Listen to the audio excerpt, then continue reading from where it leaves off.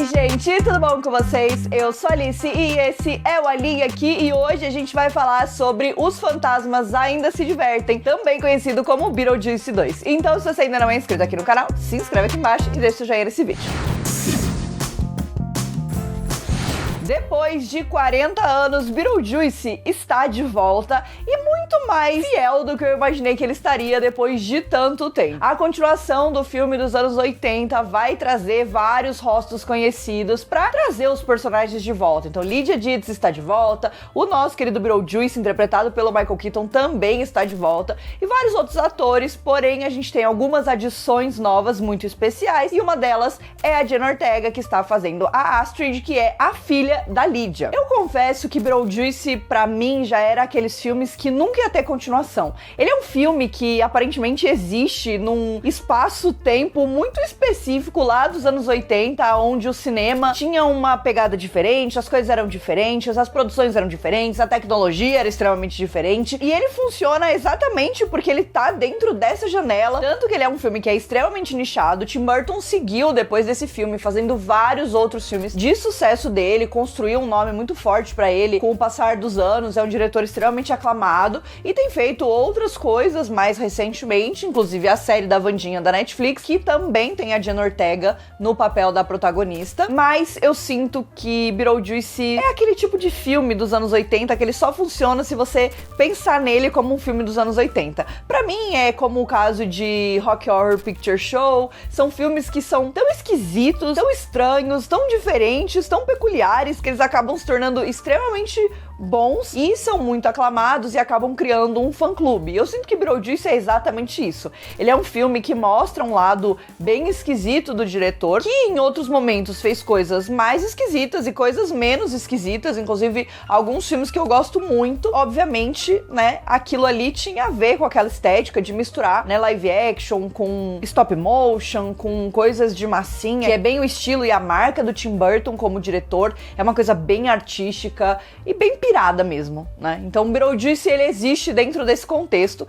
e que eu acho que funciona muito bem, mas eu também acho que é um filme ame ou odeie. Em 2024, a gente tem a continuação de Beetlejuice em Os Fantasmas Ainda Se Divertem, Beetlejuice, o que me leva a crer que, obviamente, eles vão precisar ter um terceiro filme, né? Beetlejuice, Os Fantasmas Se Divertem Muito Mais. Sei lá, fica aí um título inventado aí pra vocês de um possível terceiro filme, apesar do final desse filme, que a gente vai falar um pouquinho mais pra frente no vídeo. O vídeo de hoje vai ter spoilers do segundo filme do Beetlejuice e também do primeiro, obviamente, então se você ainda não assistiu, pausa esse vídeo, vai lá assistir o filme, tá nos cinemas e depois você volta pra gente poder conversar um pouquinho sobre isso. Mas muito que bem, foi uma grande surpresa pra mim a sequência de Beetlejuice, porque, como eu disse, né, eu acho que esse é um filme muito específico, porém, eu acho que depois de assistir o filme, é muito curioso que ele tenha acontecido exatamente nesse momento, porque parece que o Tim Burton estava esperando esse tempo inteiro pra que surgisse uma pessoa que fizesse jus a ser a filha da Lydia Deetz lá, né, dos anos 80, aonde a gente tinha uma Winona Ryder com 15, 16 anos e que tinha uma aura muito específica, né? A Lydia Deetz, ela foi responsável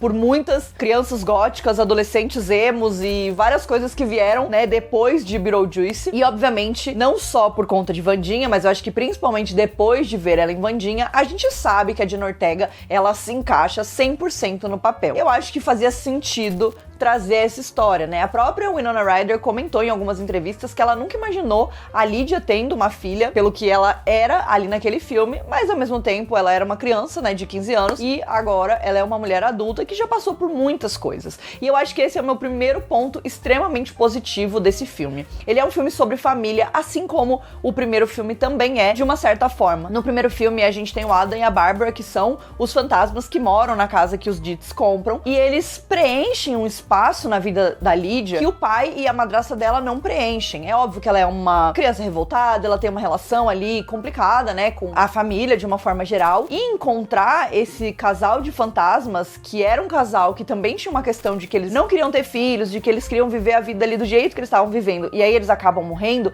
e eles acabam encontrando na Lydia também aquilo que eles procuravam e que eles nem sabiam que eles estavam procurando. Então eu sinto que o filme, ele tem essa aura bem de família, e aqui em Beetlejuice 2, eu acho que é isso que funciona mais uma vez. Não só o fato da gente ter a oportunidade de ver a Lídia crescida, e eu acho que um take muito interessante desse filme é os traumas que a Lídia adquire, porque afinal de contas, quando você é criança e você tem uma família que é fora do normal, que é o caso dela, você consegue viver ali dentro da sua bolha, né, com fantasmas e criaturas e etc. Mas a partir do momento que você pisa no mundo real, tem certas coisas que são difíceis, né? E eu lembro que quando eu assisti Beetlejuice, até uma das minhas questões era: mas a Lídia não é uma garota que sofreria um bullying ferrado na escola? Tipo assim, e a gente tem uma cena lá muito breve dela na escola, mas ela dá tchau pras amigas e tal, então ela parece uma pessoa que se encaixa. Mas eu acho que com esse filme, a gente consegue também ver as dificuldades e os desafios e os obstáculos que ela enfrenta crescendo com essa aura, principalmente pelo fato de que ela e a família, né, ganham ali um nível de notoriedade. Ela tem o programa dela, então, né,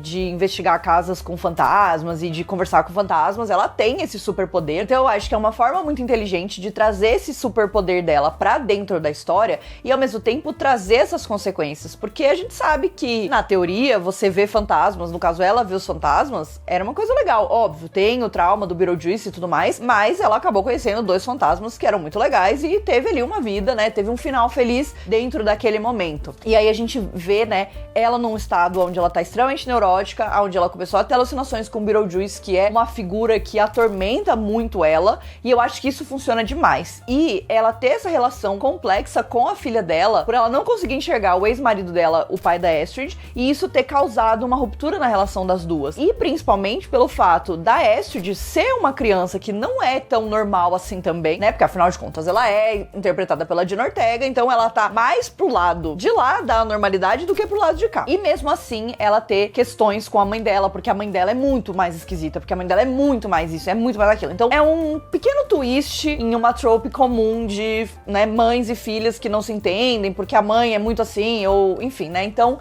eu gosto muito disso e eu acho que pra mim esse é um dos grandes pontos altos desse filme. Uma das grandes forças é a relação das duas personagens, apesar de a Lídia ter uma filha nunca ter sido algo que passou, não pela minha cabeça. Eu sinto que o filme, ele se encontra muito quando ele tá contando essa história, principalmente com o marido novo, né, da Lídia, que vai se tornar o marido dela, que é um cara que é claramente um charlatão, que claramente tá tirando vantagem da Lídia, tá usando ela, né, de alguma forma, que no caso é pra ganhar dinheiro, pra ter a notoriedade do programa e tudo mais, mesmo sabendo que ela não tá bem na cabeça. Então, é um cara que é extremamente babaca. Como isso também afeta, né, a relação dela com a Astrid, da relação dela com a madrasta dela. Então, eu acho que tem várias nuances. E aí, a última nuance de toda essa história é a morte do pai dela. E que pra mim foi uma escolha extremamente inteligente de não trazer o ator de volta e ainda assim ter o personagem lá. Porque, afinal de contas, quando você tem um filme que é um filme onde os fantasmas existem, um personagem simplesmente ter morrido não é uma desculpa boa o suficiente pra ele não aparecer. Então, se você não quer ter um ator no filme, você quer tirar ele ali da história do filme, você matar ele é uma saída fácil pra 90% da história. Você pode falar, ele morreu, nós estamos tristes, e seguir em frente. Mas aqui, a morte tem uma segunda camada, ou uma terceira camada, e no caso, eu acho que ele ter sido morto sendo comido por um tubarão, considerando que dentro desse universo, os fantasmas, eles mantêm a forma do que acabou matando eles, a gente vê um personagem que tem só metade do corpo, e que acaba trazendo, de uma forma cômica, uma solução muito inteligente pra toda essa situação que eles precisavam contornar. Então, nesse segundo filme, a gente vai entrar um pouco mais fundo, universo, né, no vácuo dos fantasmas. Então, a gente vai descobrir um pouco mais sobre aquela coisa. A gente já tinha visto pedaços daquilo no primeiro Beetlejuice e algumas dinâmicas que acontecem ali dentro, mas aqui eu sinto que a gente tá bem mais confortável em estar ali dentro e ver esses personagens. Então, primeiro de tudo, a gente tem o Willem Dafoe, que vai ser um policial, um ator policial, que vive ali no vácuo, é um fantasma,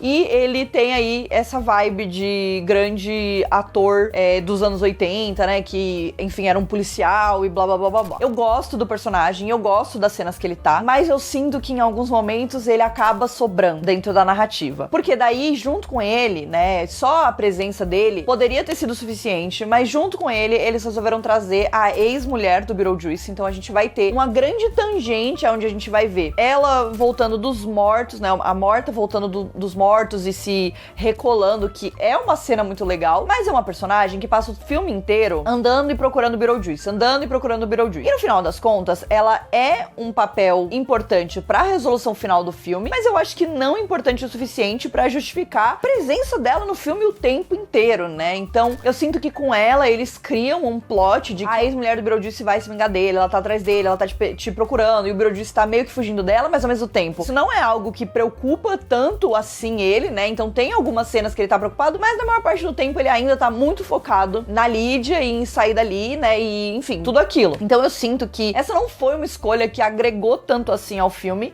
e que poderia ter sido feita de outras formas, e eu acho que o propósito dessa personagem na resolução do filme poderia ter sido outro. Eu sinto que o que ela faz poderia ter sido feito por outro elemento. Outro personagem, mas outro elemento. E aí eu sinto que ela puxa esse lado da história pra baixo. Então, o personagem do Willem Dafoe, ele tá diretamente conectado com a narrativa dela, porque ele tá investigando ela, ele tá procurando ela, né? Ele sabe que ela tá atrás do Beetlejuice e tudo mais. Então, ele tem algumas cenas que estão sempre conectadas com a história dela, mas isso parece um subplot quase porque ao mesmo tempo que isso tá acontecendo, a gente tem a morte do pai da Lídia, a gente tem o novo casamento dela, a gente tem a Astrid conhecendo uma nova pessoa, e a gente tem o mistério do porquê a Lídia não consegue enxergar o ex-marido dela morto. Então a gente tem muita coisa acontecendo nesse núcleo daqui que tem conexão com, né, o além, mas que não necessariamente precisaria ter essa conexão, né? O Beetlejuice claramente é um personagem que é colocado ali como um cara que continuou obcecado pela Lídia mesmo anos depois,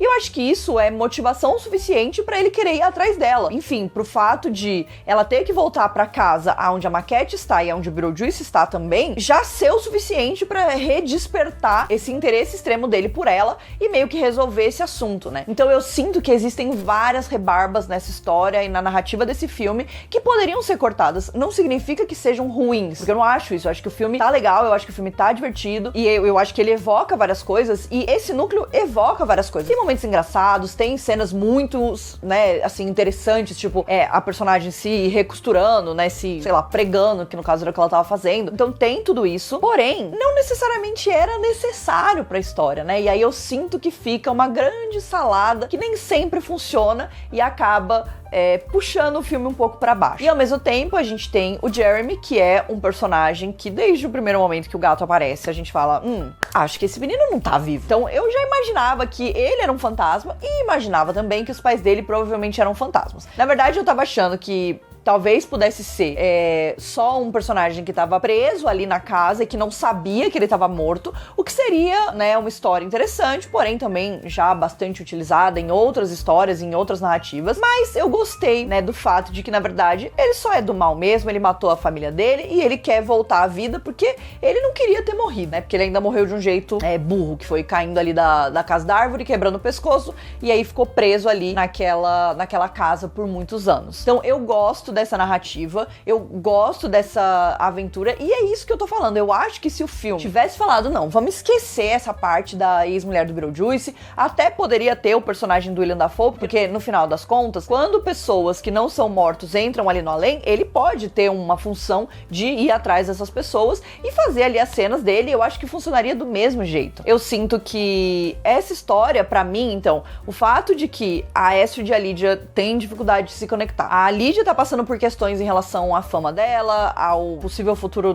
marido dela e a relação dela com a Astrid e etc. O fato dela não conseguir enxergar o ex-marido e esses dramas familiares somados com o fato da Astrid não acreditar que a mãe dela enxerga fantasmas e ela conhecer um fantasma e ser levada pro além pra finalmente entender isso, pra mim, isso é o que o filme tinha pra oferecer e ofereceu com alguns desvios. Então eu acho que isso aqui funciona demais. Isso aqui é uma rebarba. É horrível? Não é. Mas também dá pra perceber que tá sobrando ali em alguns momentos. Até porque eu acho que daí a gente teria a jornada de entrar no além e de explorar um pouco mais aquilo. Então tem outras piadas que estão presentes ali, tem outros personagens que vão aparecendo e que é muito engraçado. Então a gente tem o Danny DeVito fazendo uma pequena participação especial. Então eu acho que tem coisas que funcionam. Aí no final das contas, a madrasta da Lídia morre também, a pobre coitada, fiquei muito triste que ela morreu e acaba indo parar no além também. Então tem muitas coisas coisas que acontecem em muitos momentos e aí algumas coisas funcionam e outras não tanto. Mas de qualquer forma, eu sinto que de uma forma ou de outra, Beetlejuice 2 evocou muito a vibe do primeiro Beetlejuice e isso era uma coisa que eu tava com medo, porque lá nos anos 80 as coisas eram muito diferentes em relação à tecnologia, ao estilo, né, que os filmes eram filmados, e eu sinto que esse filme, ele conseguiu se atualizar, então ele traz efeitos mais novos, né, mais modernos, ele traz várias coisas mais modernas, mas ao mesmo tempo ele busca referência em várias coisas, né, então a gente tem o Verme da Areia, que foi mantido muito parecido com o que a gente tem no primeiro filme, a gente tem algumas brincadeiras com stop motion e com animação ali, e que acabam fazendo referência ao estilo do Tim Burton, mas também, né, ao primeiro filme de uma forma geral. Então a gente tem várias coisas que funcionam e que trazem essa esquisitice de um jeito, faz sentido, né? Então ele é um filme do Beetlejuice, mas é um filme do Beetlejuice feito em 2024. E eu acho que o fato dele aceitar que é isso que ele é e não querer necessariamente abraçar coisas que ele não é, funciona muito bem pra ele. Uma das coisas que eu tava com medo era dessa história que ele ia contar, né? A história do primeiro Beetlejuice, até se você faz tempo que não assiste o filme, assistiu, né, o musical que tava tendo aqui no Brasil, teve no Rio, teve em São Paulo recentemente,